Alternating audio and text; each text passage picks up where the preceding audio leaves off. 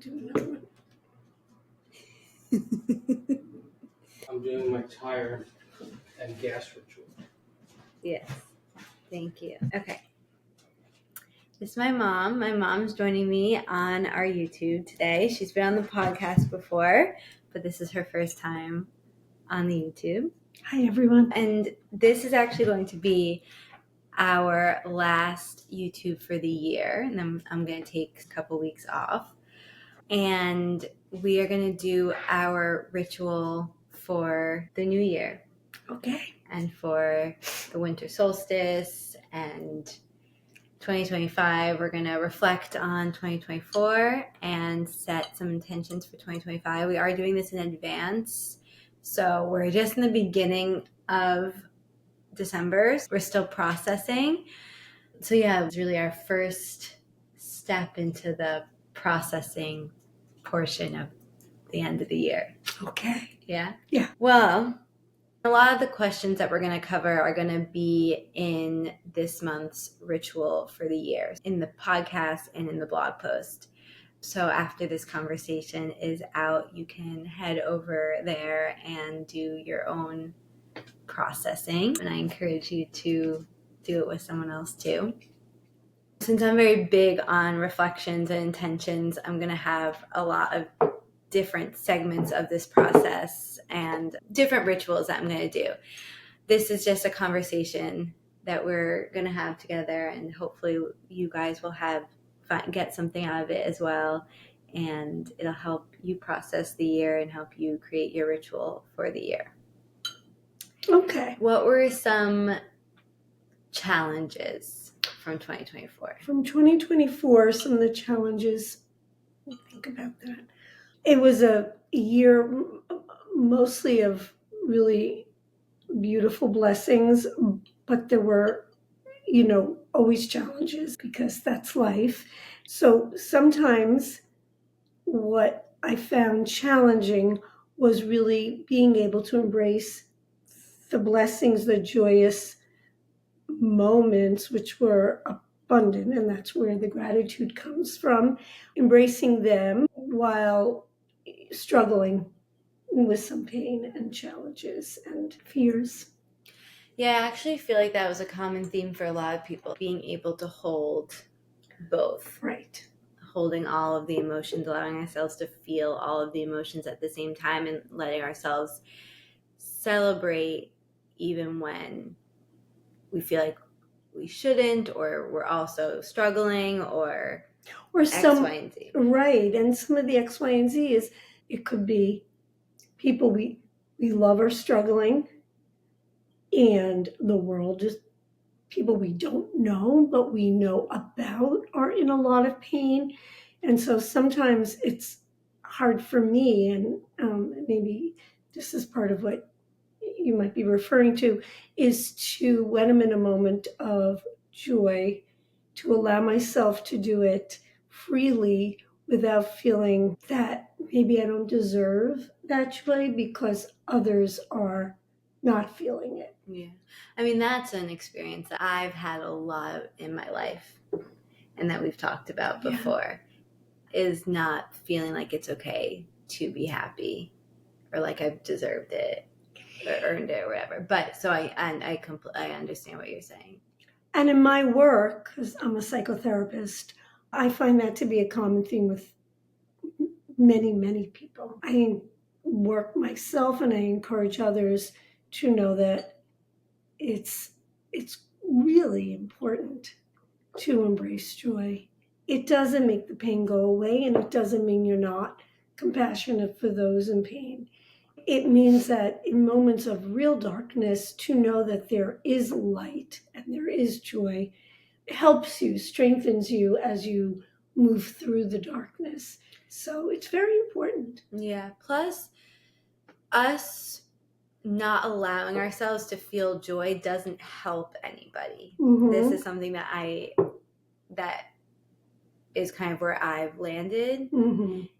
Is that actually it helps the world more for us to connect to the joy and the gratitude and the lighter emotions or the more positive emotions, because that bleeds out of us and impacts the world. Absolutely. I have found that as well. And holding ourselves back from that is holding the world back from that energy. Exactly. And also showing up with that while feeling the grief and the pain as well shows the rest of the world that they can do that too. And because there is very few experiences where we can fully just feel joy. Right. And so learning how to show up with both is just really important. It is. And it brings up something else, because it's very different to do what you just described, which I think is so powerful and healing. That is so different from, I just want to make sure this distinction is clear, from showing up and telling somebody else to shut off their pain and feel joy because there's joy around. That is, do you know what I'm saying? Yeah, of course. And I'm very against that. Right. And I think that actually it's not about toxic positivity or ignoring the bad emotions at all.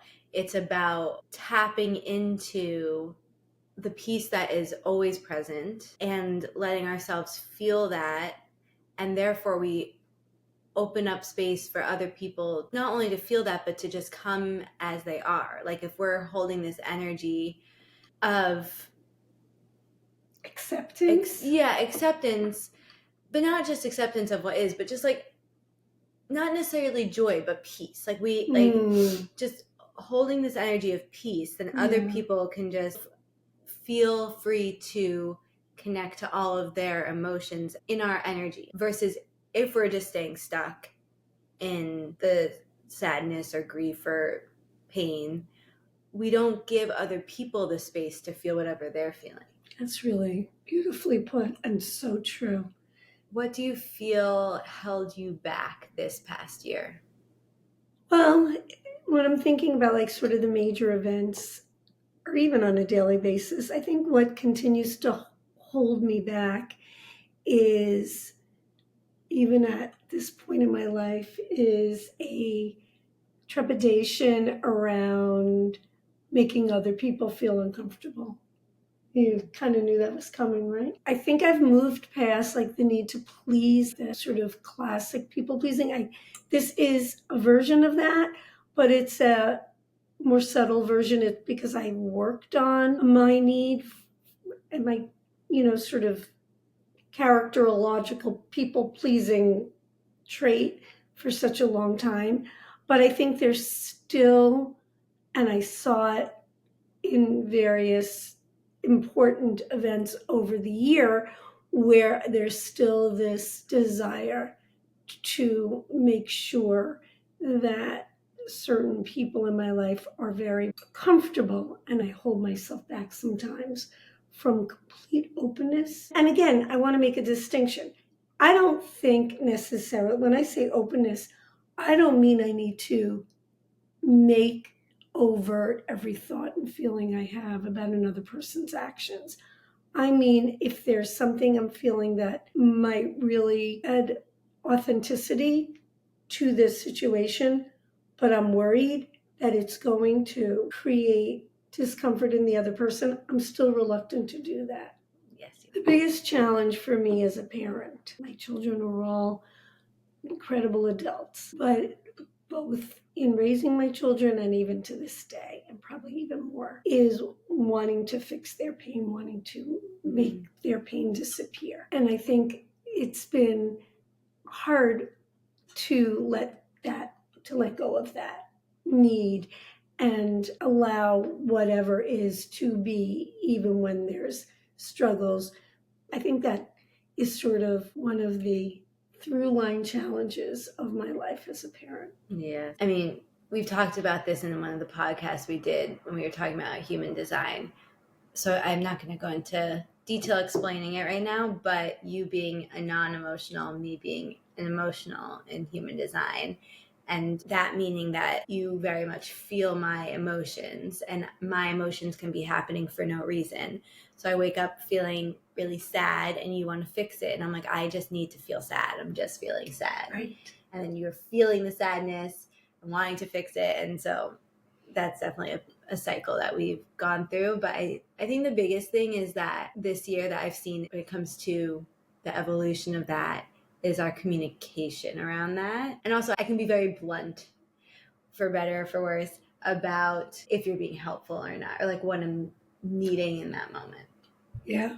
And I appreciate it. I mean, even though it may not be pleasant for the moment, I really do appreciate it because strengthening our communication is a real priority in my life. How about you? For me, I think fear has been a big thing. Fear of failing and fear of not even fear of failing, but even more so fear of not succeeding. Like, I don't want to just be average.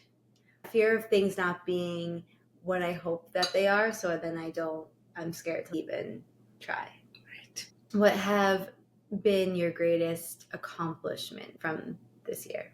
For me? Mhm.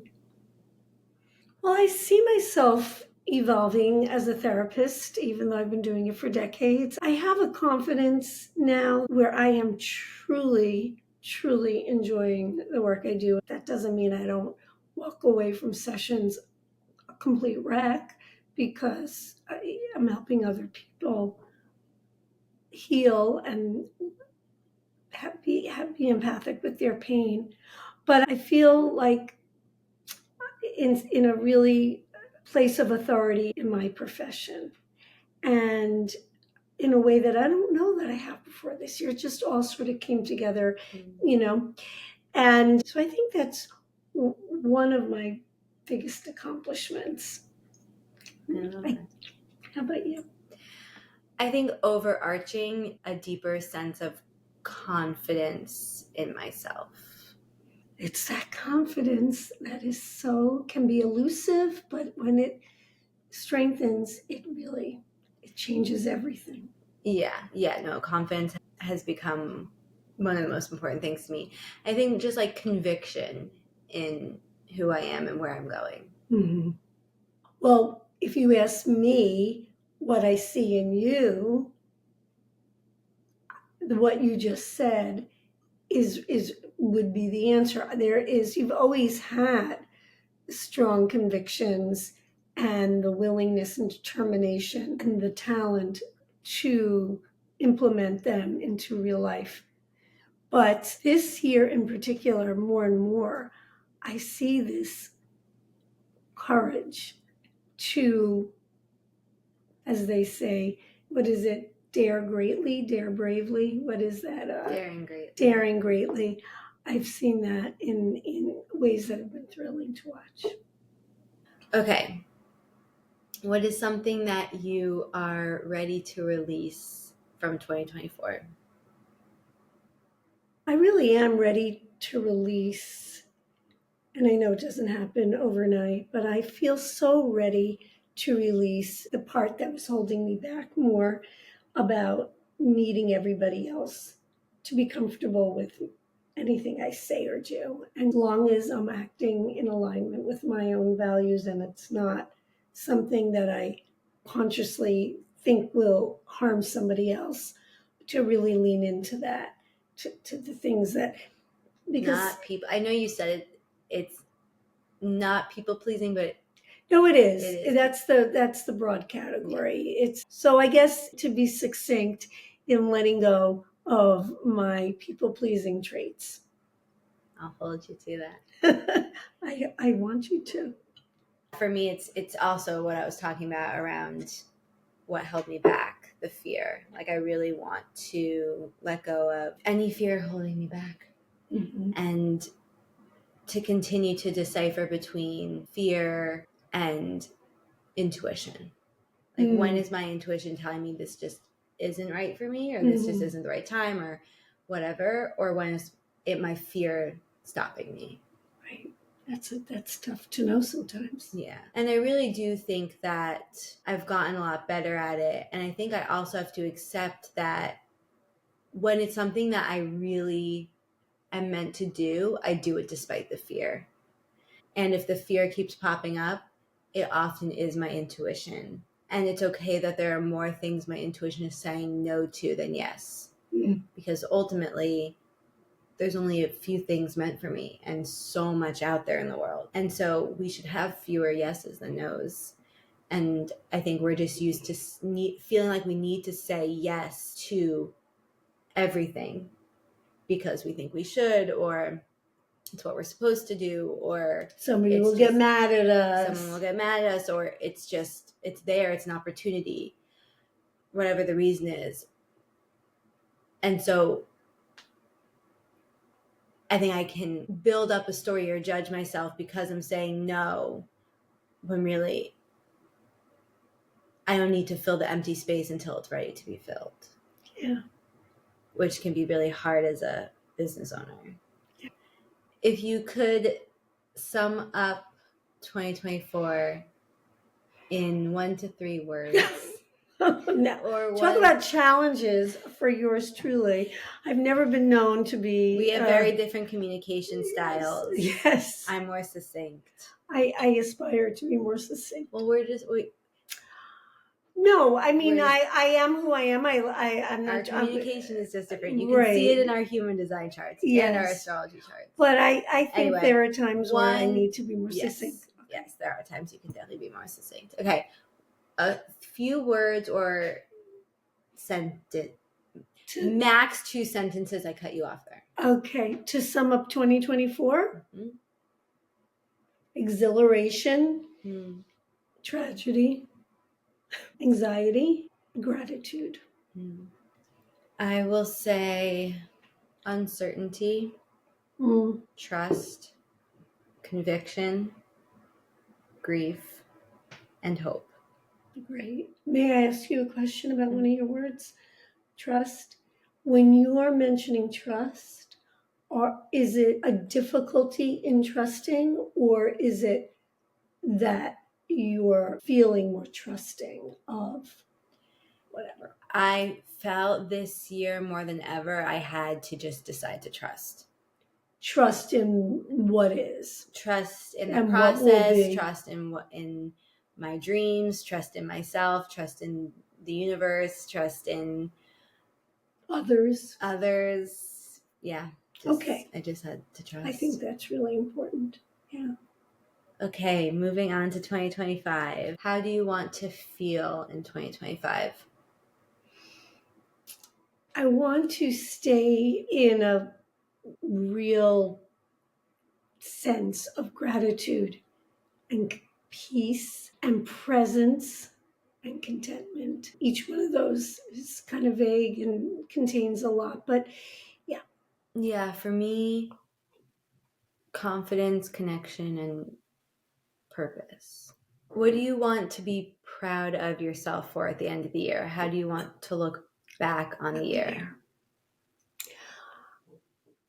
We were talking a little bit about this earlier before we started this, that by the end of the year, I want to know that, especially with the people that matter the most to me, that I really put a priority on listening.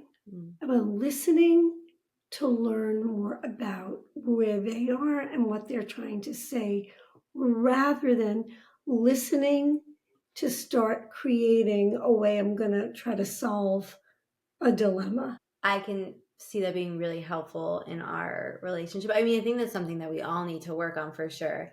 But I can often find that when I'm sharing something, you are immediately trying to think of the way to fix it, and you're not actually hearing what I'm trying to say or trying to gain clarity on what I actually need.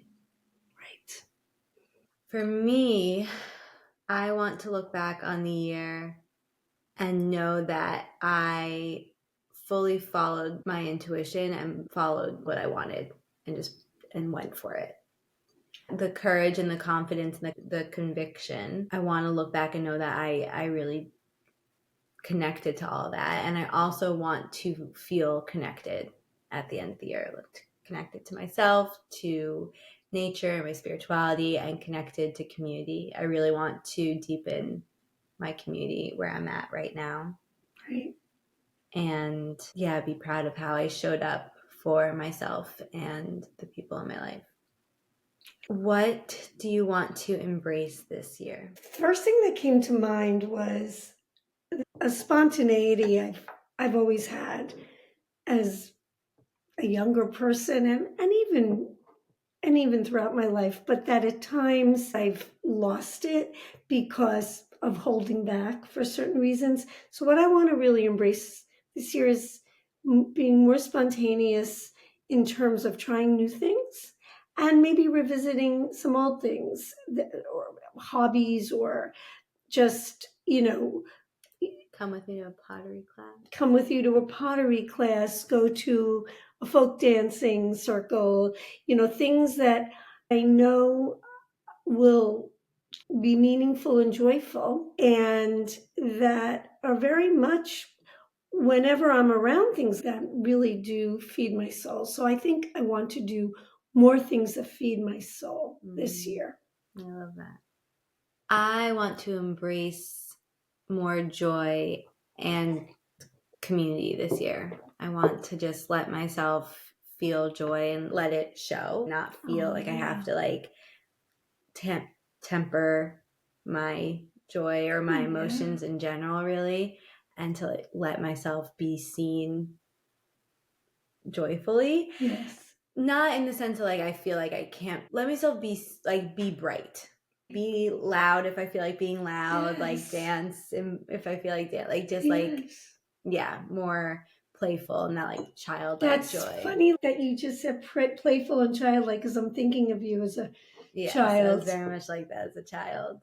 And I also want to embrace community and really getting to know people and letting them get to know me in person. Yeah.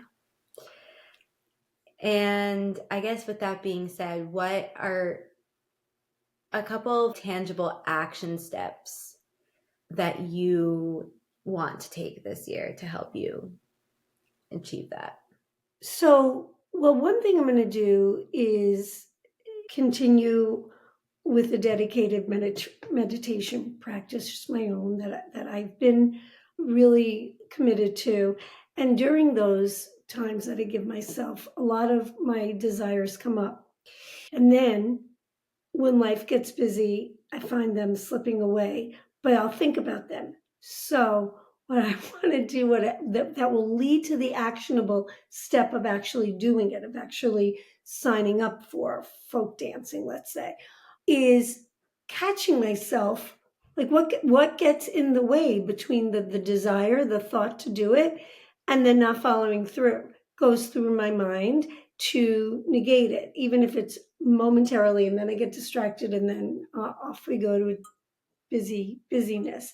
And I want to be really much more aware of when that process happens so that I can stop and pause and say, that other stuff can wait. Right now, I'm going to look up when to do it and I'm going to do it. I think the actionable step is the noticing when things distract me from doing what I truly want. So getting more connected to what is my heart's desire that brings me joy, getting more connected to that, and being more aware and mindful of what stops me in the moment, and then actually planning the thing, and then doing the thing. Mm-hmm. Because I just will say this last part is that you will say things like, let's go to a concert. And I'll say, I love that. But then like 20 minutes later, you're like, okay, we can go on this day. Here are the seats. Here's the price. And you've got it. And I, if it were up to me, it'd be 3 more weeks. I would say, oh, that sounds really great, right? But I got busy so I aspired to just do it. So. Yeah. Well, I keep thinking about our human designs when you're talking, and that also tracks. But yes, for me, there are a lot of different action steps, but I guess the biggest thing for me is creating the next iteration of my business, which I won't go into details about now, but I guess cultivating the community that I've been dreaming of creating and being confident in it and sharing about it and talking about what what I'm doing and being proud of it and inviting people into it and holding the community that I so badly needed and wanted for so long and that I wish that I had for a lot of my life. Getting emotional. And being the person who I wish I had found to invite me into that community and being that for other people and being that for myself and creating that for others and for myself. And I really look forward to that. And then obviously there are even more smaller action steps within that, but that's the overarching It's beautiful. goal, I intention. want to be part of that community with you. You're part of it, Mom. You're part of it. To finish, what is your greatest heart's desire for 2025?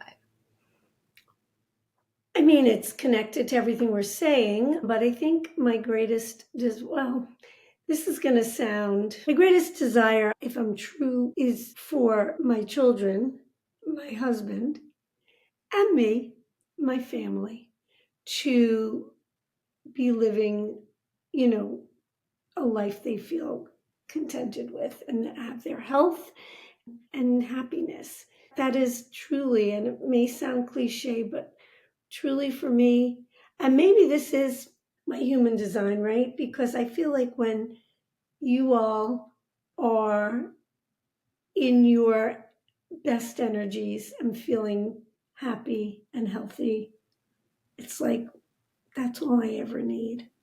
That's what I need. So that's what I hope for more than anything, and to listen to my own desires separate and apart from that. My biggest heart's desire, I mean, it's related to what I was just talking about and what I've been talking about, but connection and connection with myself, it's what my business is, deepened right. connection with myself, deepened connection with my spirituality, and deepened connection with others. To get more specific, when it comes to deepened connection with myself, just more confidence and deepened connection to my spirituality, to my intuition, and to my path and my purpose and all the things. And then deepened connection to others, relationships and community and everything I was just talking about. Yeah. So that's that. Mm. So we always choose a word for the year. And I don't feel like I have my word yet. I feel like I have to sit with my process a bit more and journal and stuff like that. But I think that this, for me, 2025 is going to be the year, or at least this is my hope and my intention, my desire, where things start to bloom. I feel like I had a lot of years where, I feel like I had, a lot of years where things were burned down and then things were replanted and then were really nourished and tended to and taken care of. And now I feel like maybe things are like budding a bit, but now I'm really ready for it all to flourish and be seen and nourish others. So that's what I'm hoping that this year will be, things coming to fruition that I've been hoping for. I hope also for you, this is part of my hope for next year for you, is that you notice when the buds come and how crucial they are for the rest of the blossoming, that you really, really acknowledge all the stages of that blossoming. It's nuanced subtleties. What about you, Mom? Final words. What are you feeling for 2025? What is your intuition telling you about maybe the energy? The energy is maybe some adventure. Yes. Some exploration, some... Sign me up for the adventure. Yeah. Am I invited on the adventure? Always. I hope the adventures involve travel. I was thinking that. I haven't done that in quite a while, in a real sort of curious way. Okay, well, I think that's complete for now. Oh, no. Thank you. Thank you for inviting me in to this beautiful ritual. Dad, do you have any words from over there about 2025 or 2024? It's almost over. Thank goodness. There we go. Here's to 2025.